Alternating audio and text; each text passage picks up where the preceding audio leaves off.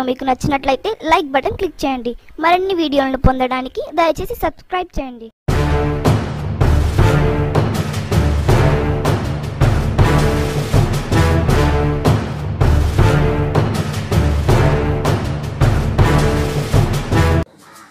స్వర్ణకారుల సమావేశంలో మంత్రి ఆదినారాయణ రెడ్డి గారు, రాజ్యసభ సభ్యులు రమేష్ నాయుడు గారు మాట్లాడుతూ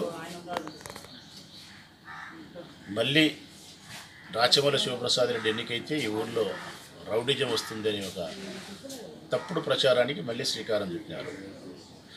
ప్రతిరోజు నేను స్పష్టంగా చెప్తా ఉన్నా, మరి వాళ్ళు ఏమన్నా విన్నారో వినలేదో, వారికి ఏమన్నా చెవుడు ఏమన్నా ఉందేమో నాకు తెలియదు. కానీ ప్రతిరోజు ఎలక్షన్లప్పుడు మీటింగ్లో చెప్తాను, 2014లో నేను శాసనసభ్యునిగా ఎన్నికైన నాటి నుంచి ఈనాటి వరకు గడిచిన 5 సంవత్సరాల కాలంలో ఈ ప్రొద్దుటూరు నియోజకవర్గంలో ఎక్కడైనా రాజకీయపరమైనటువంటి హింసా సంఘటన ఒక్కటి చోటు చేసుకుందా?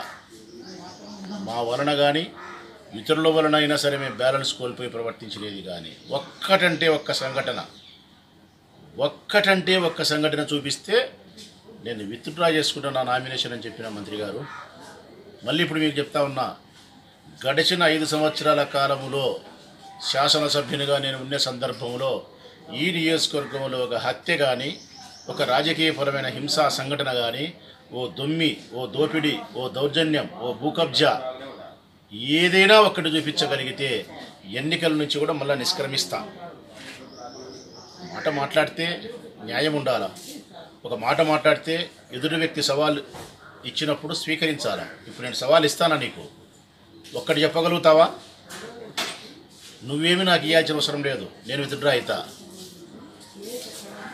రెండవది, మీరు మాట్లాడేది నేను ఇచ్చిన ఏ ఒక్క హామీ కూడా నెరవేర్చలేదు, తప్పుడు హామీలు ఇస్తానని చెప్పి ఇప్పటి వరకు ప్రొద్దుటూరు నియోజకవర్గంలో ఏ కులాలకైనా, ఏ మతాలకైనా, ఏ వర్గాల వారికి సంబంధించిన, ఏ పేదవారికి సంబంధించిన ఇది నేను చేస్తాను, ఇది నేను ఇస్తాను, ఇది నేను కట్టిస్తాను అని చెబితే చెప్పినవన్నీ చేసిన.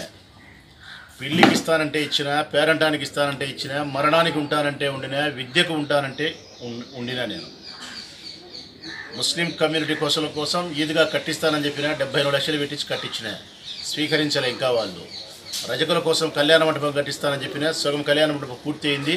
మీ తెలుగుదేశం పార్టీ నిర్వాహకం వల్లనే ఆగిపోయేలాగా చేసినారు కలెక్టర్ చెప్పి. ఎక్కడైనా సరే మున్సిపల్ హై స్కూల్కి సంబంధించి గ్రౌండ్ను డెవలప్ చేస్తా అని చెప్పినా మీ చేతగాలే 50 లక్షలు పెట్టి డెవలప్ చేసినా. నేను ఇచ్చిన ఏ ఒక్క హామీ కూడా విస్మరించలే, ప్రతి ఒక్కటి చేయగలిగిన. అది కూడా నీకు ఛాలెంజ్ చూస్తా ఉన్నా. నేను ఏ నిరుపేదలకైనా, ఏ కులానికైనా, మతానికైనా నేను ఇచ్చిన ఒక హామీ నెరవేర్చలేదని చెప్పగలిగితే రాజకీయాల నుంచి సన్యాసం స్వీకరిస్తా.